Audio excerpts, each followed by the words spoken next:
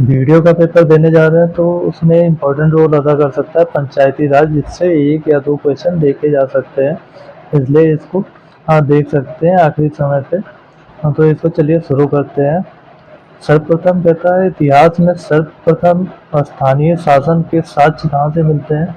तो सबसे पहले स्थानीय शासन कहाँ से मिलते हैं, इससे चोल काल से मिलते हैं।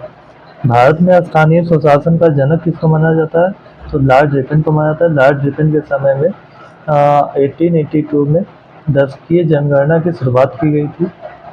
अगला, स्थानीय स्वशासन पंचायती राज का मूल उद्देश्य क्या है, तो उसका मूल उद्देश्य क्या है, जन भागीदारी को बढ़ावा देना, शक्तियों का विकेंद्रीकरण, या फिर कह सकते हैं लोकतांत्रिक विकेंद्रीकरण को बढ़ावा देना।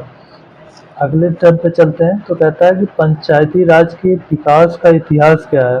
तो पंचायती राज के विकास का इतिहास अगर की बात की जाए तो इसको कहते हैं 1948 टू 49 में क्या हुआ, संविधान सभा का गठन किया गया। वहाँ पे पंचायती राज के बारे में चर्चा की गई।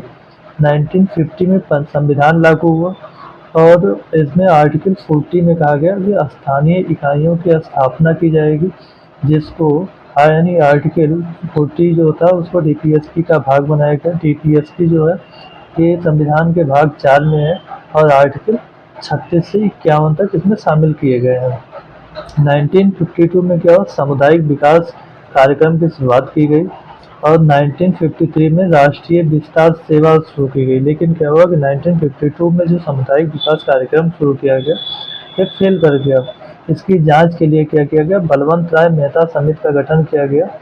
फिर बलवंत राय मेहता समिति की गठन किया गया और 1957 में, और इसका सामने आया बलवंत राय मेहता समिति 1957 में। बलवंत राय मेहता समिति सामने आया 1957 में। इन्होंने कहा, अपना सुझाव दिया कि भारत में तीन स्तरीय पंचायती राज का गठन किया जाए। पहला कौन सा, ग्राम पंचायत, जिसे ग्राम स्तर पर, जिसमें डायरेक्ट इलेक्शन कराया जाएगा। पंचायत समिति जो होगी वहाँ पे क्या किया जाएगा, ये ब्लॉक लेवल पे होगा और इसमें इनडायरेक्ट चुनाव कराया जाएगा। ठीक है, इनडायरेक्ट चुनाव कराया जाएगा। और जिला परिषद जो होगा यहाँ पे जिला स्तर पे चुनाव कराया जाएगा। अगले पार्ट की तरफ चलते हैं। फिर कहता है कि 2 अक्टूबर 19 यानी इसके आगे क्या विकास हुआ, इसका डेवलपमेंट की बात की जाए तो कहता है 2 अक्टूबर 1959 में जब पंचायती राज की 3 स्तरीय की बात की गई, तो जिसे राजस्थान के नागौर में क्या किया गया, सर्वप्रथम पहला जिला बना जहाँ पे इसको लागू किया गया। उसमें सरकार किसकी थी, पंडित नेहरू की थी। अगला पॉइंट क्या है कि 11 अक्टूबर जो था 1959 में आंध्र प्रदेश ने क्या किया, अपने यहाँ संपूर्ण राज्य में पहला राज्य बना जहाँ पे पूरे राज्य में क्या किया गया, पंचायती राज को लागू किया गया। फिर इसके बाद में 1957 में जो बलवंत राय मेहता समिति का गठन किया गया था, इसकी अनुशंसा के लिए या फिर इसकी जांच के लिए किया गया। अशोक मेहता समिति का गठन 1957 में किया गया। तो 1977 में अशोक मेहता समिति का गठन किया गया। 1977 में जो किया गया तो इन्होंने अपना 1978 में क्या किया, अपना रिपोर्ट पेश किया, जिसमें इन्होंने कहा कि त्रिस्तरीय की जगह पे 2 स्तरीय की बात की। इन्होंने त्रिस्तरीय की जगह 2 स्तर की बात की, जिसमें पहला जिला परिषद और दूसरा मंडल पंचायत की बात की। जिला परिषद के अंतर्गत जिला स्तर पर, ठीक है, और मंडल पंचायत मंडल स्तर पर बात की गई। तीसरा समिति जो था वो थी जीवी राव समिति 1985 में गठन किया गया। ये जो था इसने अपने रिपोर्ट में जिला परिषद को अधिक महत्व दिया था इसने। अगली समिति की बात की जाए तो अगली समिति है एल एम सिंघवी समिति। की बात की जाए तो एल एम सिंघवी समिति 1986 में गठन किया गया। इसने संवैधानिक दर्जा दिलाने के लिए सिफारिश की थी, यानी कि इसको पंचायती राज को संवैधानिक दर्जा दिलाने की बात की। इसके बाद में थुंगन समिति का गठन किया गया 1988 में। 1988 में थुंगन समिति का गठन किया गया तो इसने कहा तीनों स्तरों पर जो जनसंख्या के आधार पर आरक्षण की बात की, यानी उसने कहा कि पंचायती राज में आरक्षण का भी प्रावधान होना चाहिए, जिसमें महिलाओं को आरक्षण दिया जाना चाहिए, और हर राज्य में वित्त आयोग की सिफारिश किया था। अब बात करते हैं कि पंचायती राज के संवैधानिकरण के चरण क्या थे, यानी उसको संवैधानिक दर्जा दिए जाने की जो अनुशंसाएं की जा रही थी ऊपर, उसको कब और कहाँ से इम्प्लीमेंट किया गया। तो सबसे पहले पंचायती राज के संवैधानिकरण के चरण की बात करते हैं, तो इसमें 1989 में 64वां संविधान संशोधन विधेयक पेश किया गया, 64th कॉन्स्टिट्यूशनल अमेंडमेंट पेश किया गया, ठीक है, जो राज्यसभा में फेल कर गया। कहाँ पे? राज्यसभा में फेल कर गया। लेकिन 1989 में उसी साल में राज्यों के सभी मुख्यमंत्री जो मुख्यमंत्रियों का सम्मेलन जो किया था उसको किया गया। उस समय सरकार थी, बीपी सिंह की सरकार थी। उन्हें सभी मुख्यमंत्रियों को बुलाया अपने यहाँ पे और दिल्ली में, और उनसे बातें की कि पंचायती राज को संवैधानिक दर्जा दिया जाए नहीं दिया जाए। इसके उपरांत क्या हुआ कि 1992 में 73वां संविधान संशोधन विधेयक लाया गया और वो पास भी हो गया।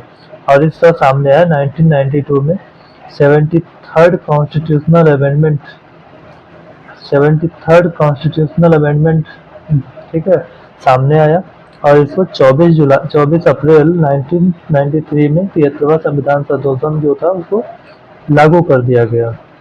और इसका पंचायती राज जो थी वो संवैधानिक दर्जा उसको मिल गया। अब बात करते हैं पंचायती राज की विशेष बातें क्या हैं। तो पंचायती राज की जो कुछ विशेष बातें हैं उसको जान लेते हैं। सबसे पहले बात है, इसमें त्रिस्तरीय ढांचे का प्रावधान किया गया है। ग्राम पंचायत का ग्राम स्तर पर, ग्राम पंचायत जो है ग्राम स्तर पर, पंचायत समिति जो होती है ये प्रखंड स्तर पर यानी ब्लॉक स्तर पर इसको किया जाएगा। अब बात करते हैं कि इसका कार्यकाल क्या होगा। पंचायत का जो कार्यकाल होगा पंचायत राज में, इसका कार्यकाल होगा 5 ईयर। पंचायत के भंग हो, अगर पंचायत कोई है तो भंग हो गई है तो 6 माह के भीतर उसका वहाँ पे चुनाव कराया जाएगा। पंचायत को राज्य की संचित निधि से क्या मिलेगा? अनुदान दिया जाएगा। और 73वां संविधान संशोधन जो था, कॉन्स्टिट्यूशनल अमेंडमेंट जो था के बाद जब इसको 1993 में लागू कर दिया गया तो मध्य प्रदेश ने सबसे पहले इसे लागू किया था। फिर बात करते हैं कि पंचायती राज जो है उसके सदस्य जो है वो निर्वाचित होने की न्यूनतम आयु उसकी क्या होगी? तो उसकी न्यूनतम आयु है कि 21 वर्ष, ठीक है। अगला देखते हैं, तो कहता है कि पंचायती राज जो है संविधान में किस भाग में रखा गया है। तो पंचायती राज को किस भाग में रखा गया है? इसको भाग 9 में रखा गया है। इसके अंतर्गत विषय की बात की जाए तो इसमें 29 विषय हैं, 29 विषय हैं। इसको अनुसूची 11 में रखा गया है और इसके लिए अनुसूची 11 को जोड़ा गया है, ठीक है। और अनुच्छेद 243 से 243 ओ में शामिल किया गया है। अब इससे रिलेटेड इम्पोर्टेंट आर्टिकल को देख लेते हैं। तो इम्पोर्टेंट आर्टिकल क्या है? कहता है इम्पोर्टेंट आर्टिकल 243 यानी 243 में क्या किया गया? पंचायत की परिभाषा की बात की गई है। 243D में सीटों का आरक्षण की बात की गई है। 243E पंचायतों का कार्यकाल, 243I राज्य वित्त आयोग, 243K राज्य निर्वाचन आयोग की बात की गई है, ठीक है। इसमें से ये बहुत बार पूछ लेता है कि 243I के बारे में कि इसका चुनाव कौन कराता है पंचायती राज का, तो वो है वित्त आयोग करवाता है, सॉरी निर्वाचन आयोग करवाता है 243K। और इसको जो अनुदान मिलता है कहाँ से मिलता है? वित्त से मिलता है 243I, यानी इसमें 2 आर्टिकल इम्पोर्टेंट है, 243I एंड K को ध्यान में रखिएगा।